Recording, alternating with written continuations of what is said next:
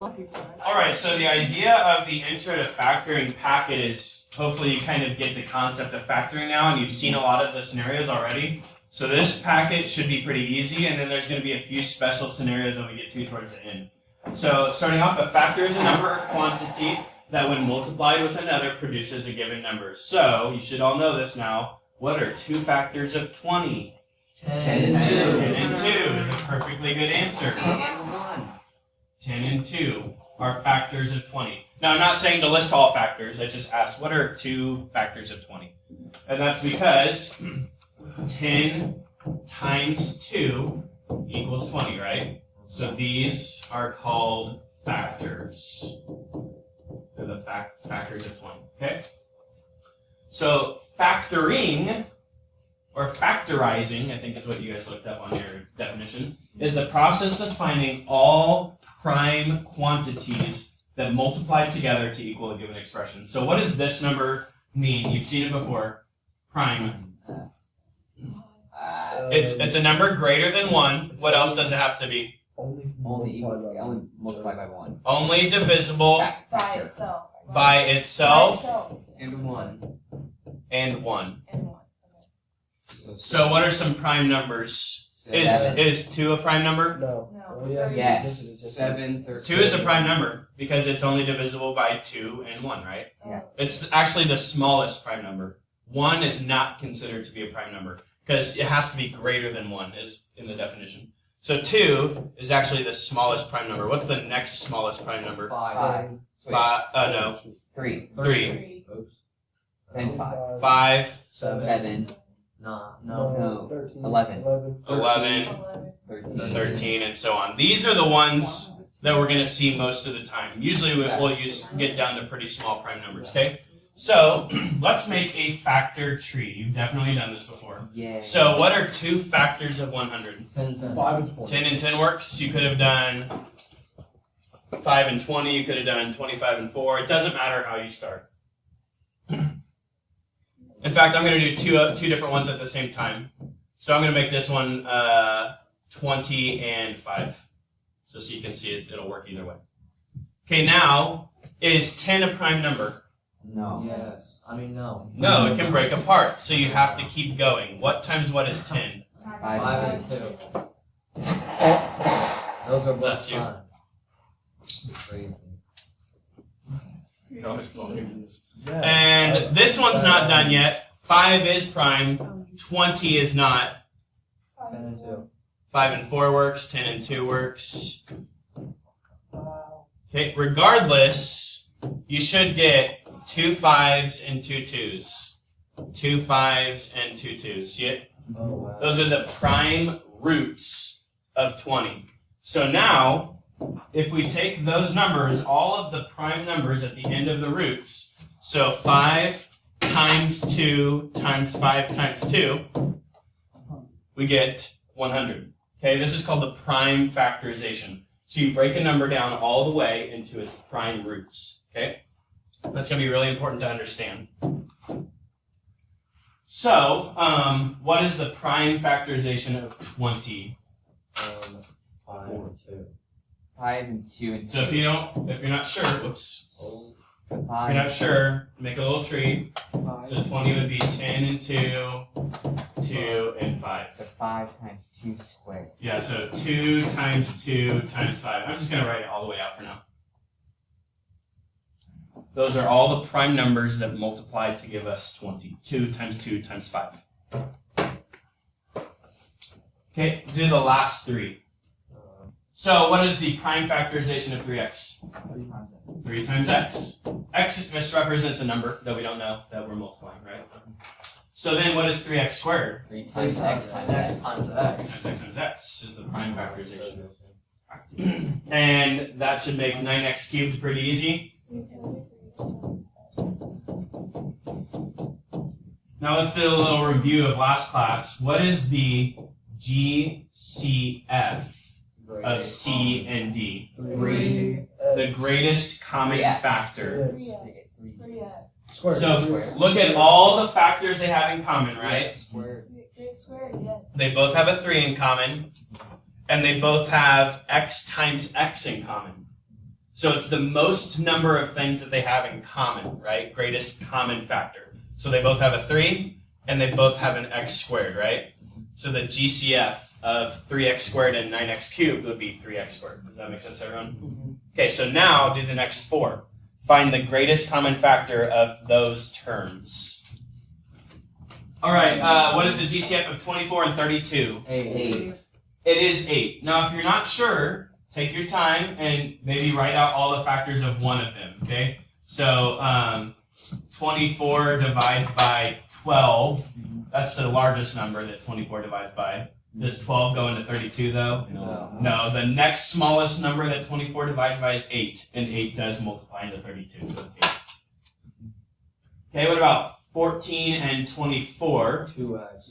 Yeah, they only divide by 2 because 7 doesn't work, right? 7 works for 14, but not for 24. So 2, and they both have an x, so 2x would be the greatest common factor.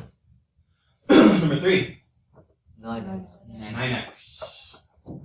They're both divisible by 9. They both have 1x in common, right? It's what they have in common. And then the last one, there's 3 terms. So you have to find the number or variable that all 3 terms have in common. 4. It would be 4. Why not any x's? Because 4 doesn't have any. Yeah, this one does not have any x's. So if it doesn't have any x's, it's not in common with everything else, right? So now, on the bottom, you're going to sorry, that one's just spoiling. So go ahead and distribute A and B. That's pretty easy there. So when you multiply, you should get x squared, minus 4x, if we're doing outer first. So minus 4x plus 2x minus 8, which means my final answer would be x squared minus 2x minus 8, right? Oh, yeah. Oh, yeah. Bottom stuff was inappropriate for middle school.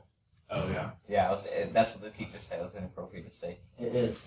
That's the middle school teachers are the ones that told us they do that, so we started doing it at the high school, so it's going to be consistent They throughout. told us that you do that. It probably depends on the teacher you have. They told us a bunch of stuff that I was not sure about high school. Anyways. So it says, look here, the concept of factors can also be applied to expressions. So let me ask you again, what are factors of 10?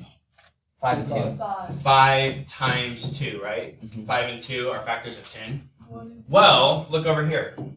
What are the factors of x squared minus 2x minus 8? X. What are the 2 things that multiplied together to give me that green expression? X plus 2. And X plus 2 and x minus 4. and x minus 4. So how many factors does this quadratic have? 2. 2. This is a factor, and this is a factor. They are the factors of x squared minus 2x minus 8. Does that make sense? Because when you multiply them together, that's what we get. That's the definition of factors. Okay. So on B, we distribute. We get x squared minus 4x. That's my answer, right? Yeah. How many factors did x squared minus 4x have?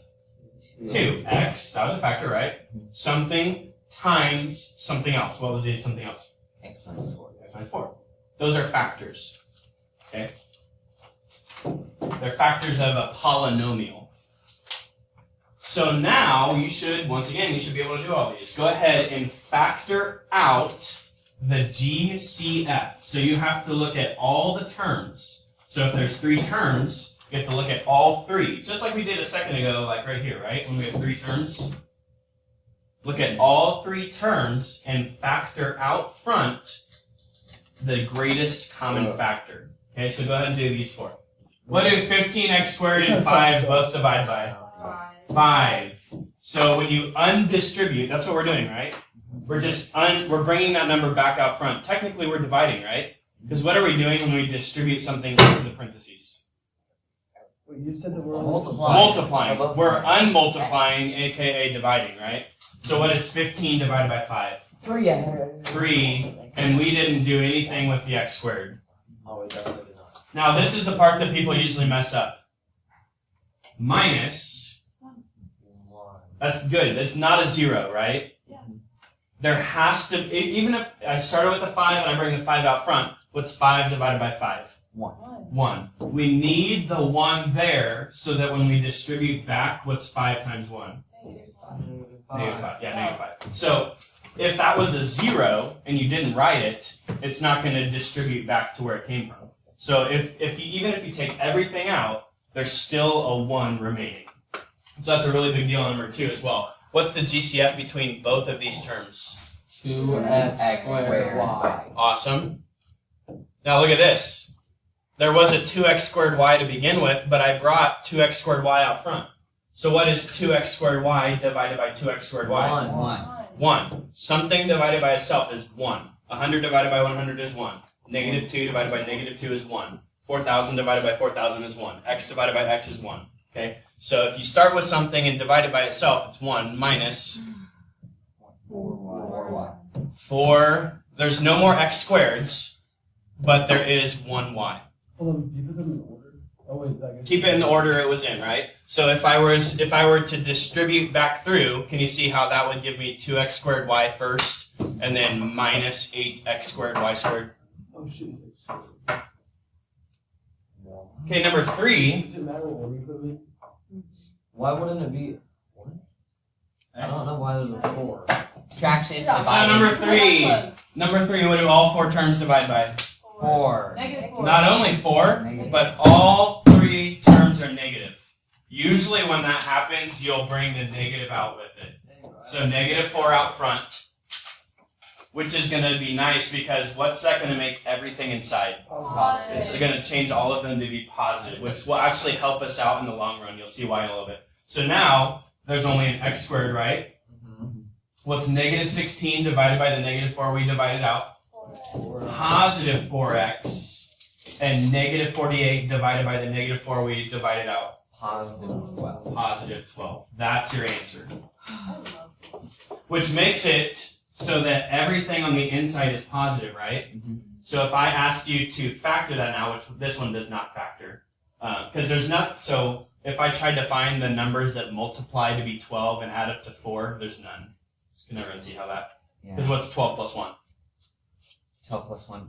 13. What's 6 plus 2? 6 times 2, 6 plus 2 is 8. What is 4 plus 3?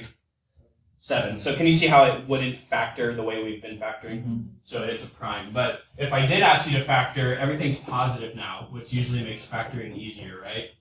When we don't have to deal with negative numbers. Okay, I have a question now. Yeah. Okay. So, No. All 4 terms. Uno, dos, tres, cuatro. Divide by 5. 5. So we're going to divide Oh, each it's hard. term This one Which I by you can too. 5. That's what she asked me. That was easy. Yep.